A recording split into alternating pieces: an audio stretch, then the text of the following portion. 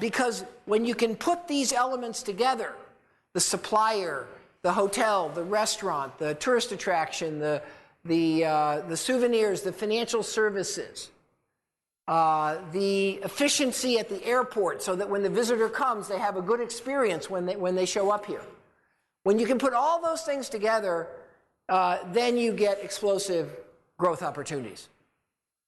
So every really good economic development strategy talks about what are the fields where we already have strength in the country and that we can build on.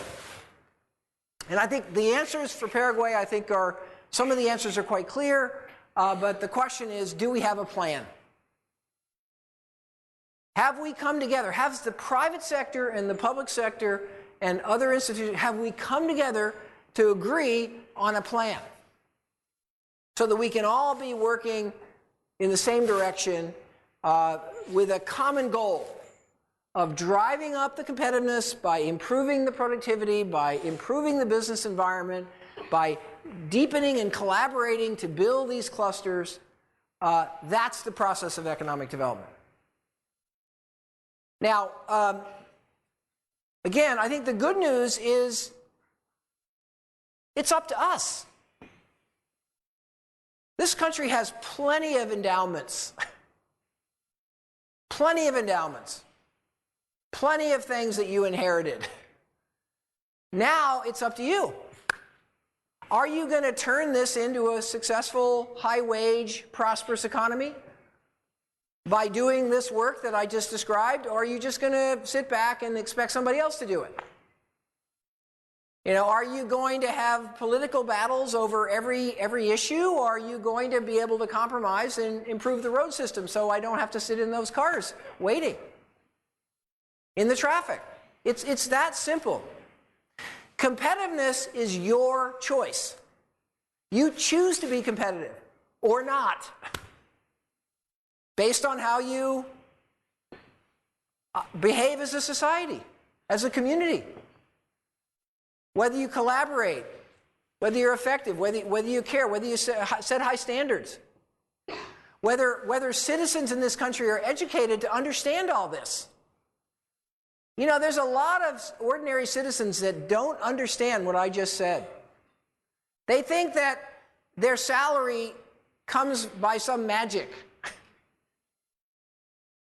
that they're entitled to a job.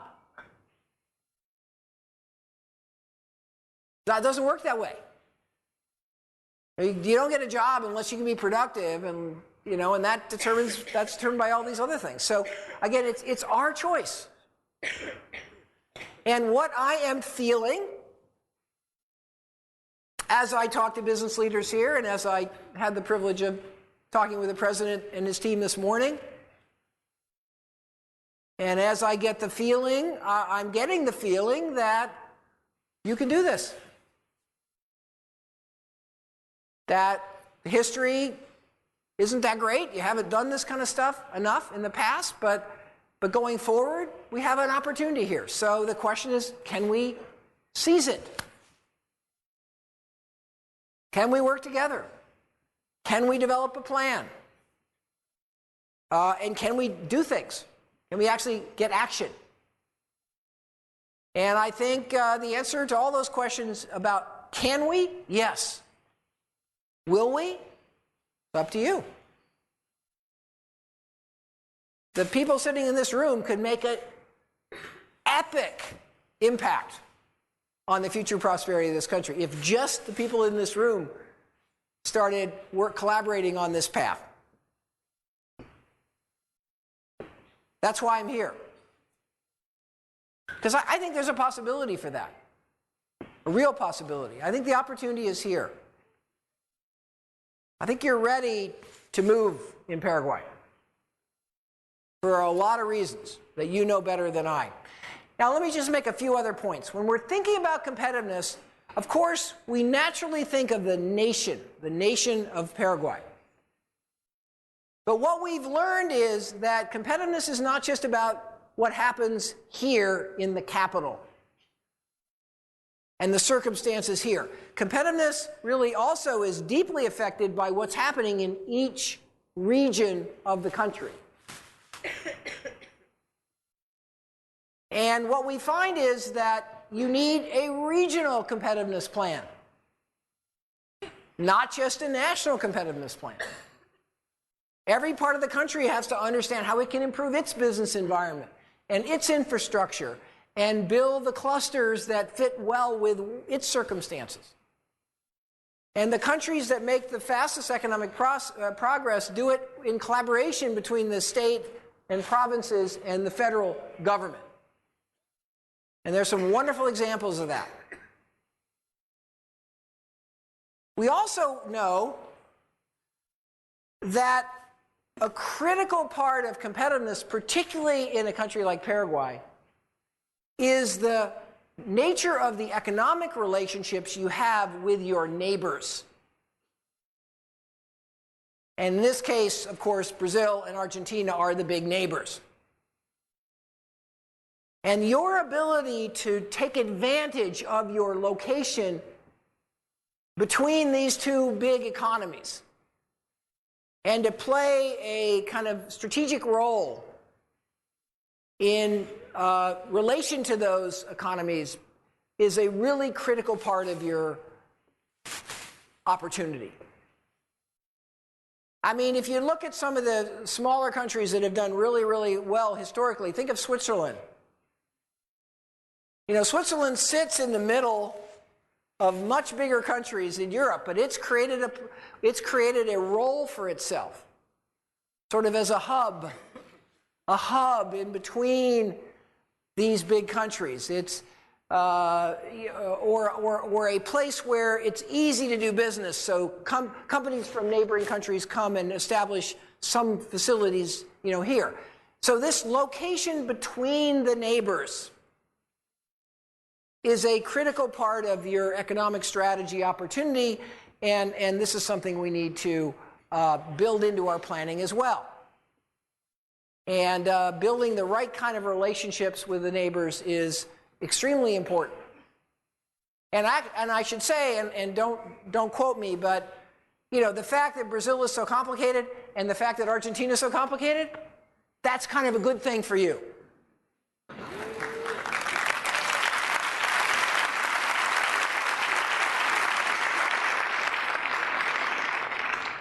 But only if you're not complicated. Okay? So we got to make this place really easy. A foreign company wants to come here, great. It's easy. We protect you. We make sure that, you know, things work well for you, that your investment is protected, that your regulations are efficient, et cetera, et cetera. That's strategic economic development thinking. We have to seize those opportunities. Now, that's the economic side. Actually, let me go back. What we've learned about economic development as we've gotten more and more sophisticated about it is that actually economic development has a social component. Again, historically, we didn't understand this. I remember, 25 years ago, and I want to emphasize this is not the situation today, but 25 years ago, the World Bank would come into a country and they would set some economic parameters and require the country to follow certain economic principles, and the idea was then the economy would succeed. And what the World Bank learned from that process is it never worked. Because unless they were paying attention to the broader societal, social context, they wouldn't make progress on the economic. So in our theories of economic development now, we understand that we have to include a more social, institutional component. And you see that here on this slide. And so this is the framework that we use for our competitiveness model at Harvard that we've been building and developing over the last 5 years or so, and it's a very powerful part of the model we find from actually looking at the data. This gives us a clue, though, of something I said earlier. We're discovering in economic development the importance of social development. Now, I'm an economist, so I can say this, but we economists are a little bit slow. You know, we get too narrowly focused, but I think we're now finally awakening to the idea that good economic development requires good social development. And that has led me and others to really think a lot about how we understand and measure the social progress that a society must make in order to, first of all, provide a good life, but also create the circumstances that will enable the economic equation to work. Okay? So let's talk about that.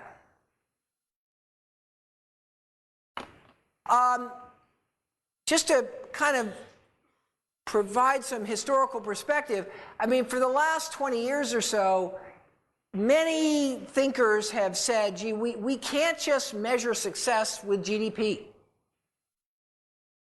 That may be a pretty good measure of our economic success, GDP per capita, but it doesn't capture everything that's important about a country and about its success.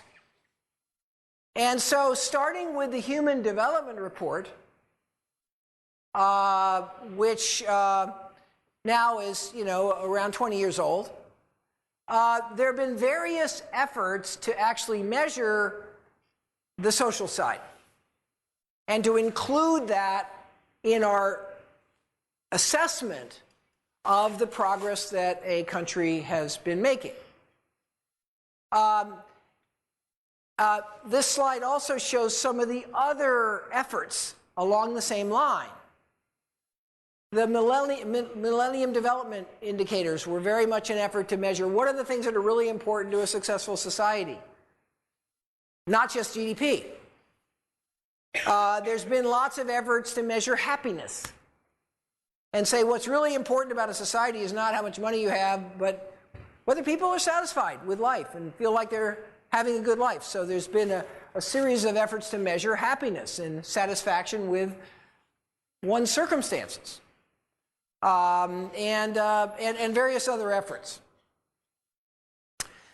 I was, about 2 years ago, a group of very, very distinguished leaders from the social sector, came to my office one day and said, and they had the following proposal. They said, look, we know that you, meaning me, Mike Porter, you have had a long history of measuring on the economic side, because I was co-chair of the Global Competitiveness Report of the World Economic Forum, and I built a lot of these concepts. Would you be interested in working with us to develop a way to measure the social side? And I said, well, look, you're in the wrong place in Harvard. You should be over in the, the education school, and, I'm at the business school. But they said, no, you don't understand. We need the same kind of systematic thinking about social progress that we now have pretty well developed in the area of economic progress. And so, for reasons that I sometimes wonder about, I said yes.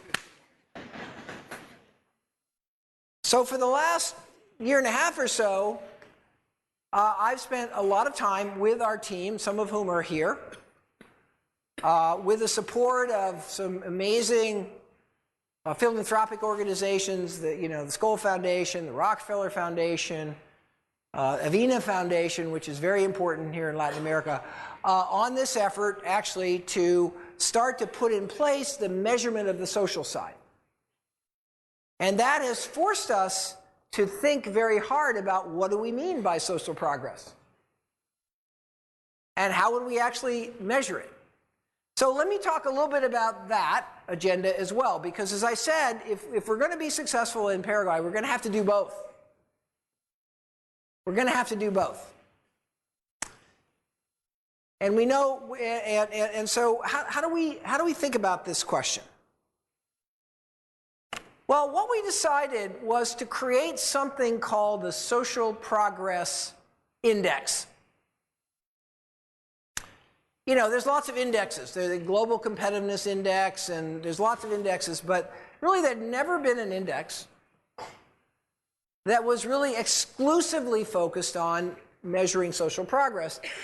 And we made some critical choices about how we should do that. The first thing we decided was that we need to separate the economic measures from the social measures.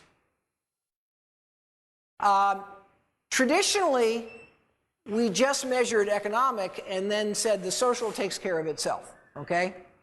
That's wrong. But most of the efforts so far to measure beyond economic have mixed the two together. They've mixed economic and social factors together. So for example, the Human Development Report has GDP per capita is part of the index. It also then adds education and some health indicators. So it mixes the economic and the social together.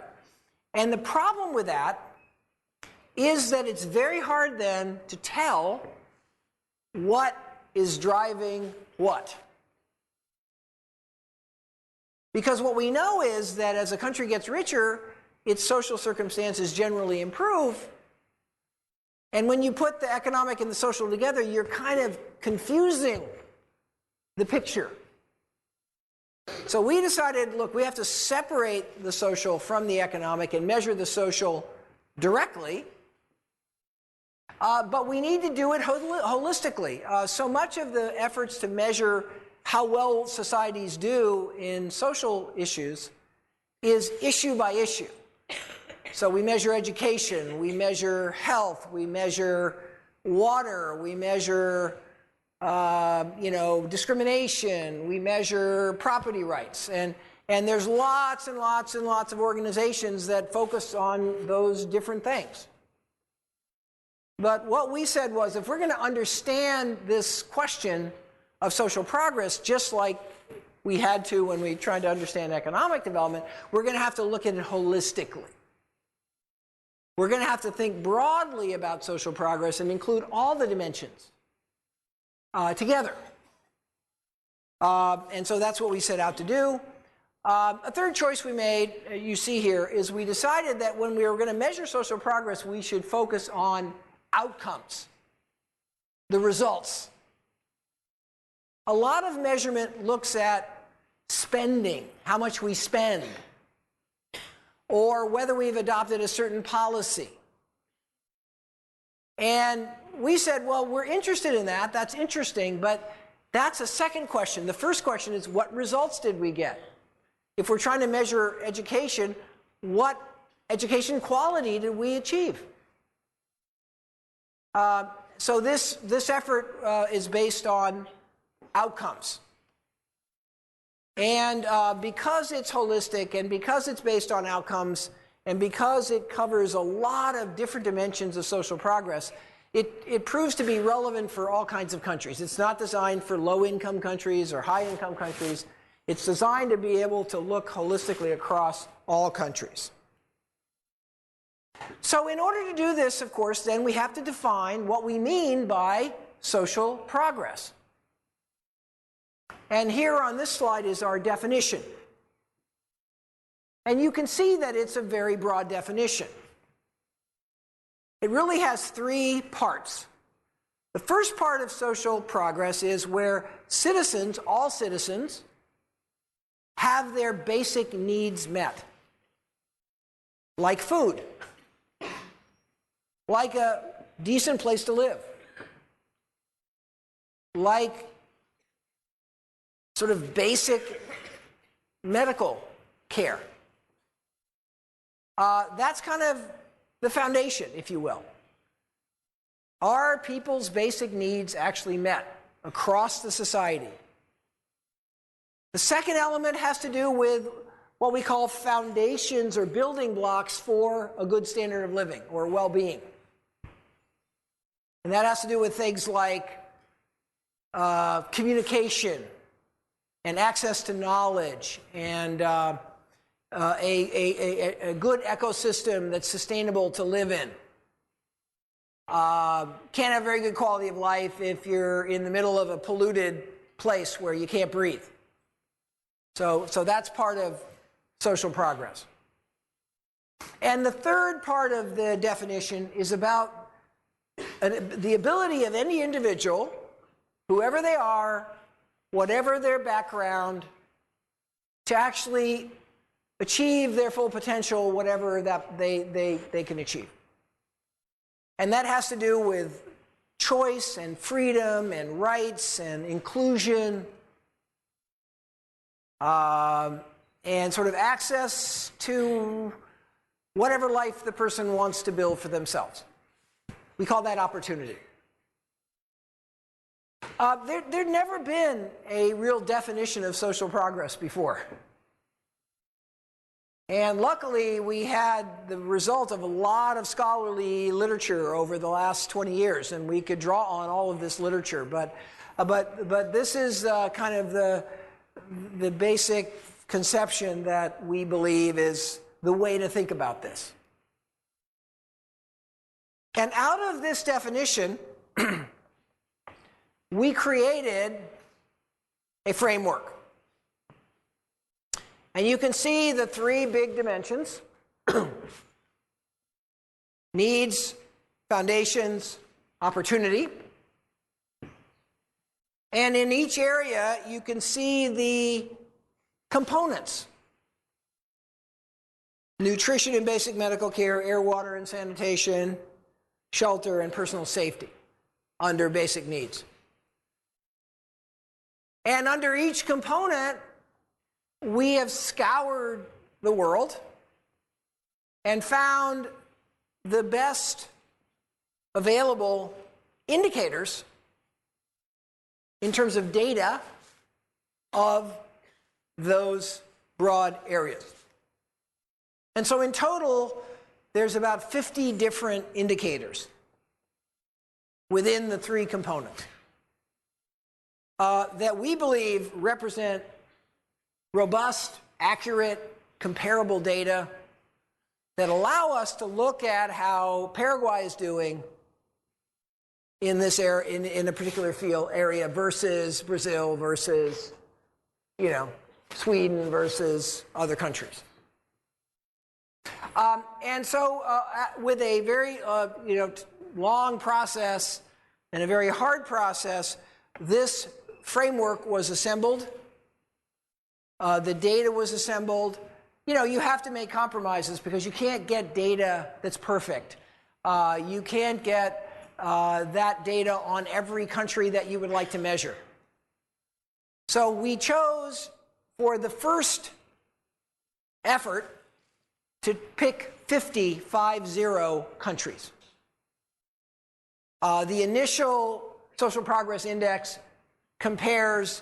measures and compares 50 different countries. Now, we released the first index in April in Oxford, England, at the Skoll Forum. The Skoll Forum, some of you may have been there. It's the sort of the Davos of the social sector. And we talked about these ideas with a bunch of social activists, and I can tell you that the good news is I'm still standing. In fact, I think there's been a tremendous interest in this. Lots of comments, lots of ideas, but a tremendous interest.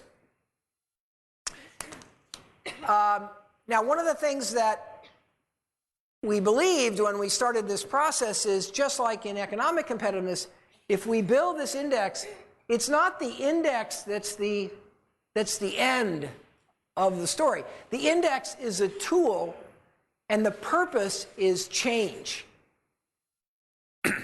And so right from the beginning, we've had a vision that we would work at the national level all around the world to find leaders in each country that were passionate about social progress and would form local national efforts to interpret the findings and drive change.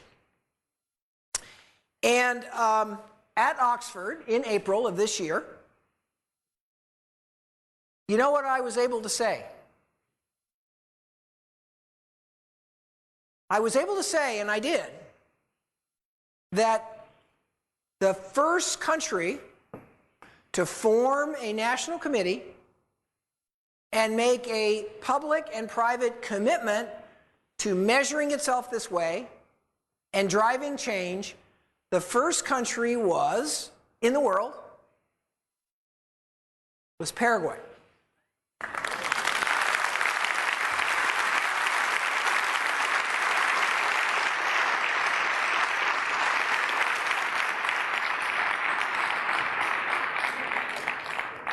And you know what? I can tell you that all those people sitting in that room when I first said that, they fell off their chair. What? Where?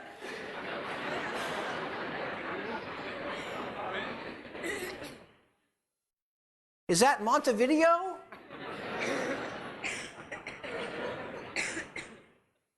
Paraguay. And the people that did that are sitting in this room. So here's an example of how, look, you can have whatever future you want. It's easy to think it's too hard. It's easy to think, oh my gosh, we'll never keep up with Brazil, or, it's easy to think that way. It's just not right. You can have any future you want. Here's a chance where this country and some of your colleagues and some of your fellow citizens have committed to take a leadership role in this area. We'll talk about that a little bit later. Now, based on the first effort, here is the social progress ranking for the initial set of 50 countries. And what you see is that Paraguay is number 27 on this ranking. Now, you got to be very careful because this is a limited number of countries. So don't try to compare this to any other rankings. This is a ranking of 50, particular 50 that we chose, partly because of data, but partly because we wanted an interesting mix of countries for the first test of this. But we got a lot of insight from the initial 50 countries. And I'm going to share that with you in a minute. We had a very high representation from Latin America. We have a lot of Latin American countries in the ranking. And that was because some of the leaders in this effort that came to my office that day were Latin Americans. Maurizio Biondi Mora, Roberto Ortavia, Hernando de Soto. People that believe passionately about this that were coming from the Latin American context. This is one of the first major global measurement things in the world that I'm aware of that really has its roots in the emerging world, as opposed to having its roots in my country, or the UK or someplace like that.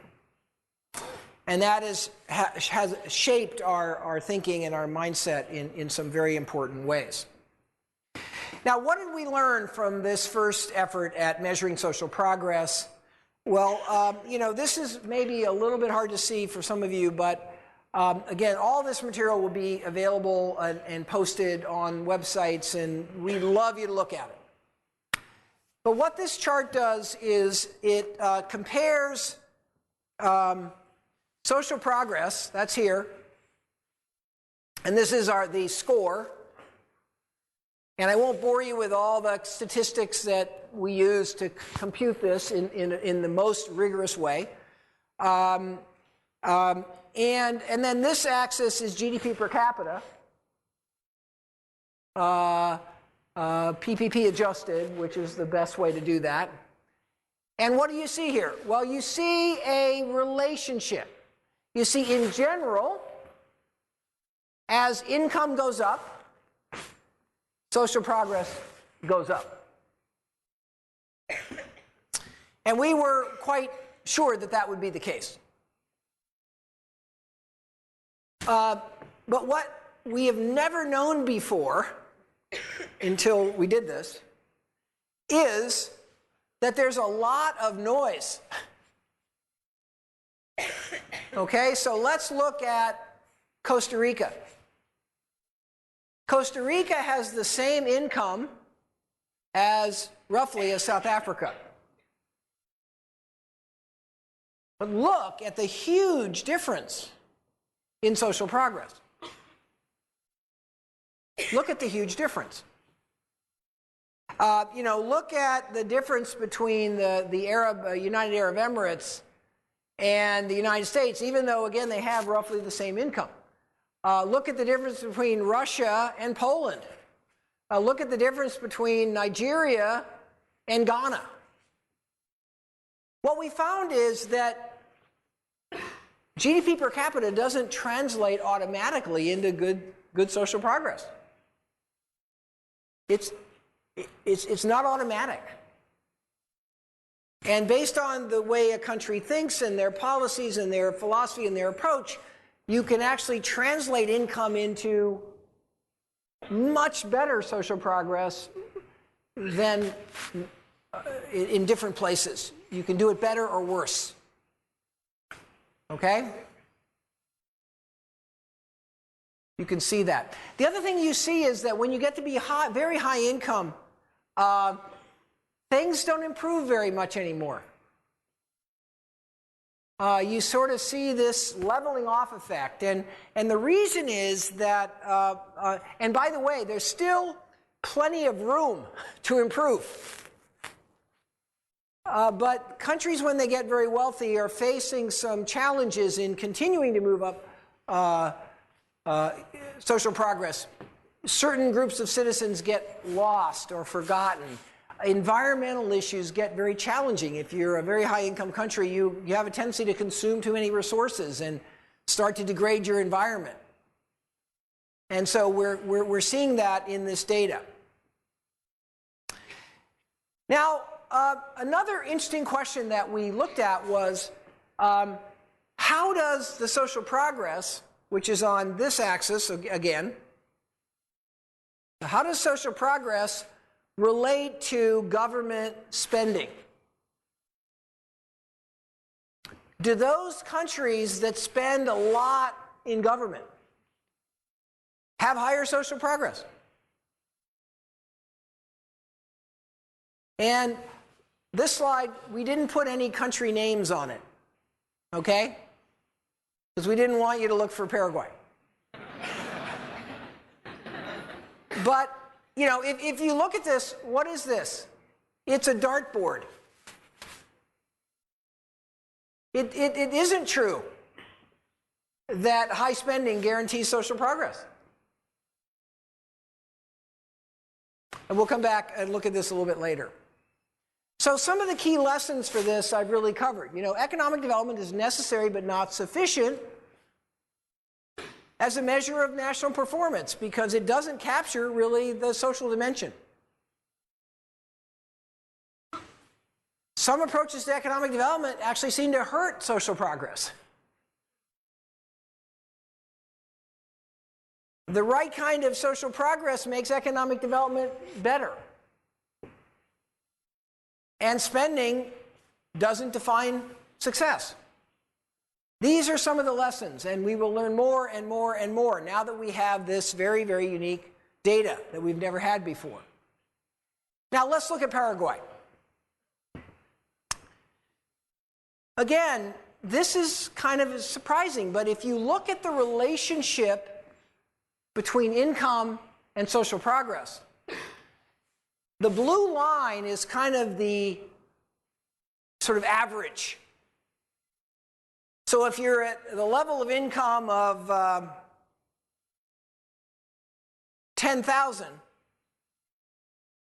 you know, China is just almost exactly average. Tunisia is about average. Senegal is average. You know, Bulgaria is average. Spain is average. Korea is average. Those are the countries that kind of fit the overall relationship. Now, a country that's down here, like Russia, Russia has an income of more than 20,000 GDP per capita, but its social progress is roughly the same as China, that has an income of 10,000 GDP per capita. So Russia is an underperformer. It's doing much worse on actually the circumstances of its citizens than you would expect given its level of income. Not a big surprise, I would guess, to any of you, given what goes on in Russia.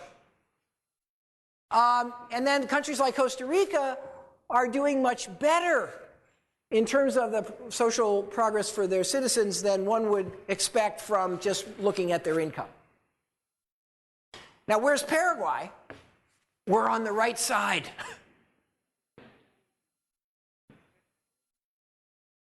Despite, you know, all the challenges of the past, despite all the philosophical, ideological things that, you know, have made this country challenging historically, at the end of the day, we've paid attention to this to the extent that we, for our income level here, for your income level, you know, the data shows that you're doing well, not well enough. So I don't want anybody to think, oh, we're finished now, I can go home. We're not finished. Because we've got to drive our income up. That's the competitiveness agenda.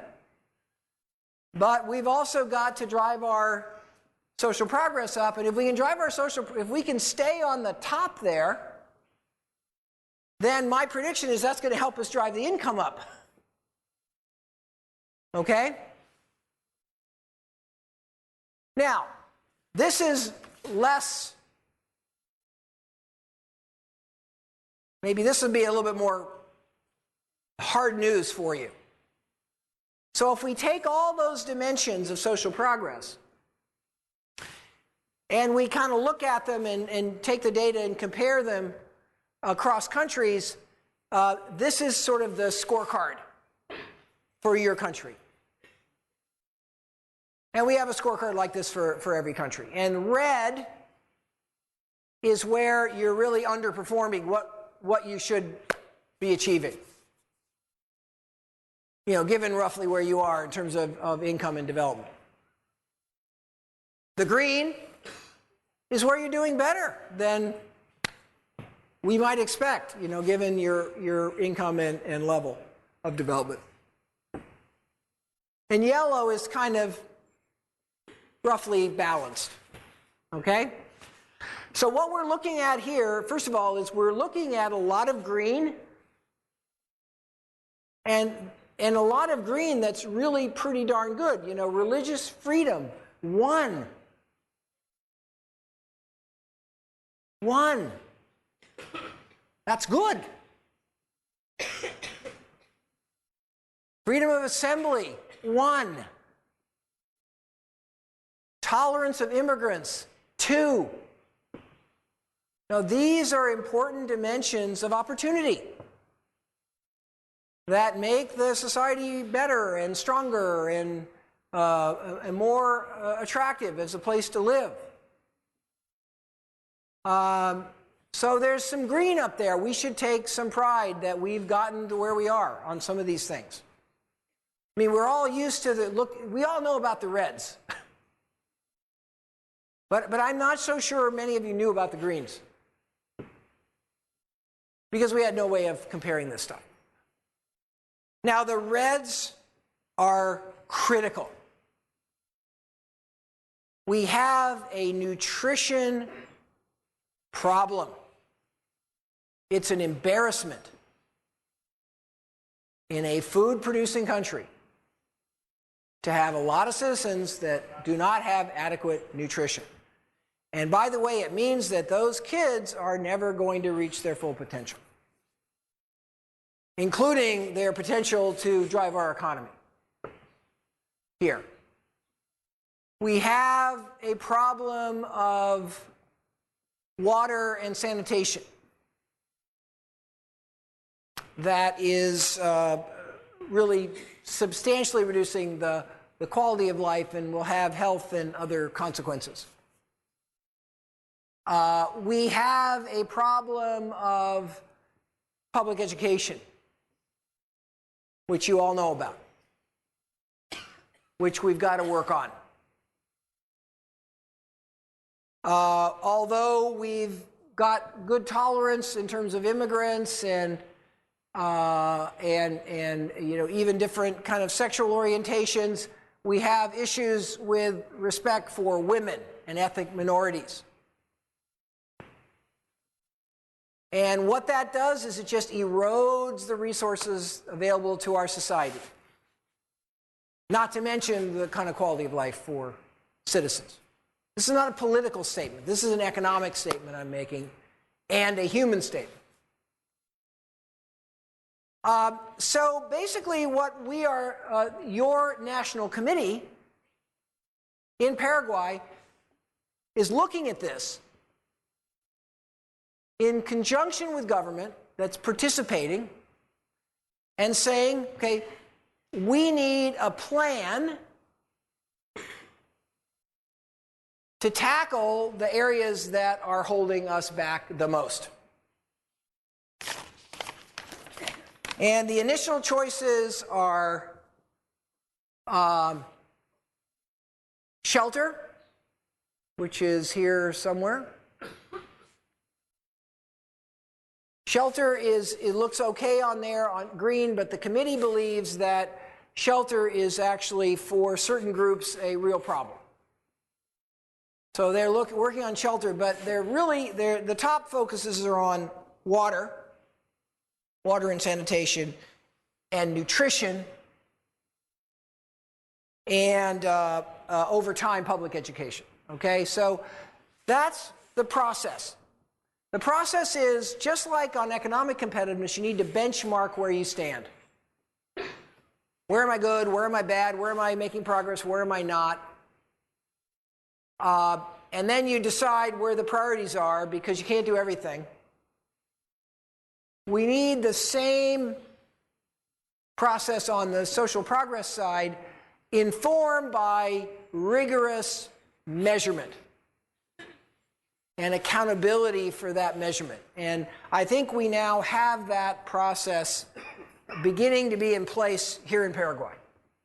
Again, thanks to the support of government and the participation of government with enthusiasm, and thanks to the National Committee, which I'll show you in a minute. And these are just some of the connections. These things are connected. Okay. In terms of spending, France is here. They spend the most as a percentage of GDP on government, but they don't get, they're basically at the bottom of the advanced nations that we measured in terms of social progress. So that says, yeah, it's great to spend a lot of money, and that's probably helping, but we could do a lot better. We could be a lot more productive. Here's Brazil. I was in Brazil yesterday. Brazil spends a lot, on social agenda. But look at Brazil is not getting, Chile spends less and Costa Rica spends less, much less. And they're even higher on the social agenda. So once again, this data starts to allow us to question effectiveness and efficiency in the social agenda for the first time. Paraguay is here. Again, your spending is moderate. as I think it needs to be, you know, given the resources that you now have available, given the state of your economy and the state of your prosperity. And yet you're achieving, you know, pretty decent, you know, for other countries spending this amount, you know, you're doing just about what you would hope. So again, I think overall,